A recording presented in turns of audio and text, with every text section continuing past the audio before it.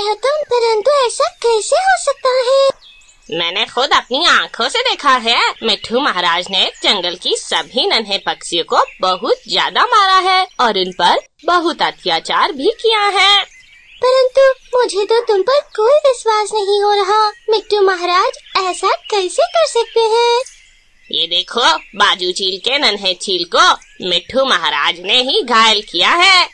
Tony चिड़िया ने जैसे ही बाजू चील के नन्हे चील को देखा तो उसका सारा शरीर घायल था। बहुत बुरा हुआ, मिट्ठू महाराज ने मेरे नन्हे चील पर बहुत अत्याचार किया, परंतु हमें तो जंगल के सभी पक्षियों को मिलाकर मिट्ठू महाराज को तख्त से उतारना चाहिए और किसी और को महाराज बना देना चाहिए। अगर ऐसी बात है तो मैं भी नहीं चाहती कि मेरी गुड़िया या फिर मेरे कुक्कू पर भी अत्याचार हो। हाँ, यह तो मिट्ठू महाराज ने बहुत गलत किया। हमें तुरंत ही मिट्ठू महाराज को तख्त से उतारना चाहिए। परंतु अगला महाराज कौन बनेगा? मिट्ठू महाराज के बाद तो बाजू चील ही इस जंगल का सबसे बड़ी पक्षी है, तो इसलिए आज बाजू चील ही अगली महारानी बनेंगी। परंतु टोनी चिड़िया की बात सुनकर कालू कौवा परेशान हो गया था। परंतु कुछ ही समय बाद सभी पक्षी मिट्ठू महाराज के महल चले जाते हैं। मिट्ठू महाराज जंगल के पक्षियों को अपने पास देखकर काफी हैरान हो जाते हैं। अरे पक्षियों, तुम सब यहाँ क्यों आए हो? मिट्ठू महाराज, आपने बहुत गलत किया। आपने नन्हे पक्षियों को बहुत ज्यादा मारा है। अरे टोनी चिड़िया, ये तुम कैसी बात कर रही हो? मैं ऐसा कैसे कर सकता हूँ?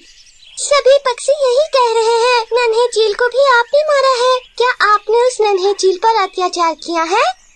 हाँ, मैं मानता हूँ, मैंने ही उस पर अत्याचार किया था, परंतु उस नन्हे चील ने महल से चोरी की थी, इसी कारण मैंने उसे सजा दी थी। नहीं, मेरे नन्हे चील ने तो कोई चोरी नहीं की थी। वो तो मैं मिट्ठू महाराज से भोजन मांगने गया था, परंतु जैसे ही वो वापस आया तो उसके सारे पंख घायल थे।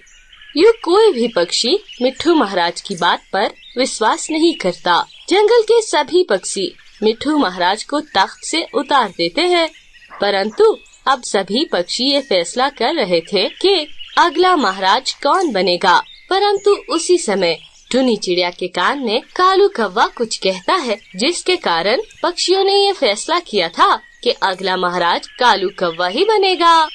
अगला महाराज और कोई नहीं, बल्कि मिट्ठू महाराज के बाद जो अगला महाराज होगा वो कालू कौवा होगा।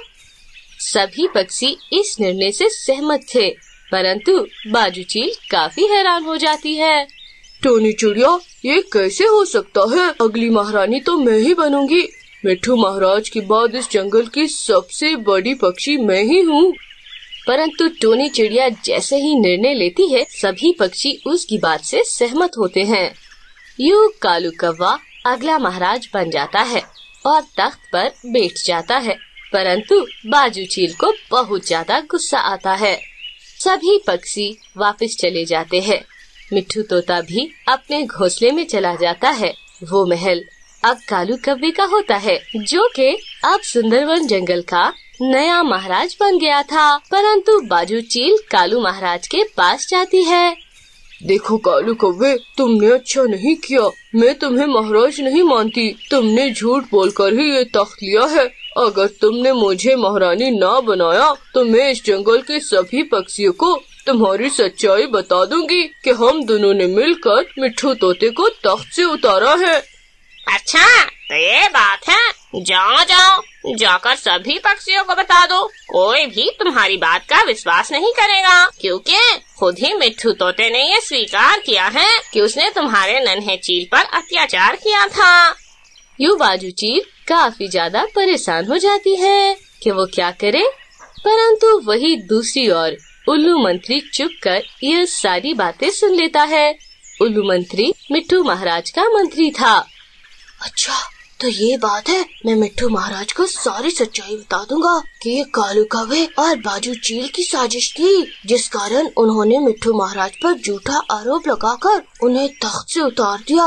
वे खुद इस तख्त पर बैठना चाहते थे और यूँ वो अब इस जंगल के महाराज नहीं रहे, परंतु मैं उन्हें सारी सच्चाई बता दूंगा।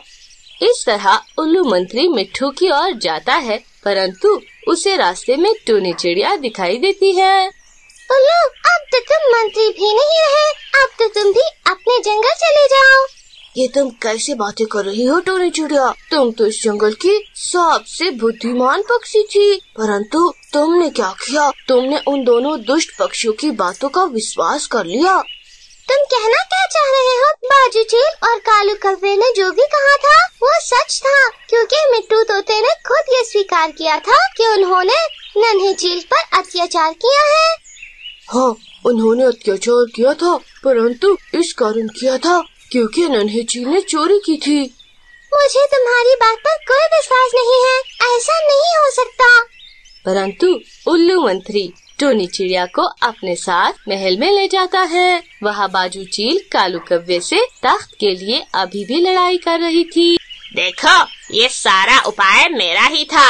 मेरे ही उपाय के कारण ही मिट्ठू महाराज को हमने तख्त से उतारा है। इसी कारण अब मैं ही जंगल का महाराज बनना था। टूनी चिड़िया उन दोनों की बातें सुन लेती है। उल्लू मंत्री, मुझे क्षमा कर दो, परंतु मैं इन दोनों दुष्ट पक्षियों की बातों में आ गई थी। इस कालू कौवे ने तो बाजू चील को धोखा दिया। उसने मेरे कान में यही कहा था कि बाजू चील तो पक्षियों का मांस खा लेगी अगर ये महारानी बनी। इसी कारण मैंने कालू कौवे को महाराज बना दिया। अरे चिड़िया, अभी भी टाइम है, हमें फिर से मिट्टू महाराज को तख्त पर बिठाना चाहिए। यूं टूनी चिड़िया जंगल के सभी पक्षियों को यही बात बता देती है। सभी पक्षी बहुत ज्यादा हैरान हो जाते हैं। वे सभी मिट्टू महाराज की ओर जाते हैं। मैं जानता था कि मुझ पर झूठा आरोप लगा है, परंतु मुझे विश्वास था कि तुम सब पक्षियों को सच्चाई जल्द ही पता चल जाए। क्षमा कर दे मिट्टू महाराज, मैंने उन दुष्ट पक्षियों की बात पर विश्वास कर लिया था, परंतु उल्लू मंत्री ने मुझे सारी सच्चाई बता दी है। यूँ सभी पक्षी फिर से महल में जाते हैं, जिधर बाजू चील और कालू कौवा उस तख्त पर बैठे हुए थे। चलो मिट्ठू तोते, अब तो तुम महाराज नहीं हो, तुम इस महल में आए हो तो तुम मेरी सेवा करोगे।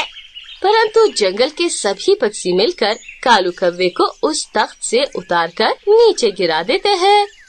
ओए, ये तुम सबने क्या कर दिया?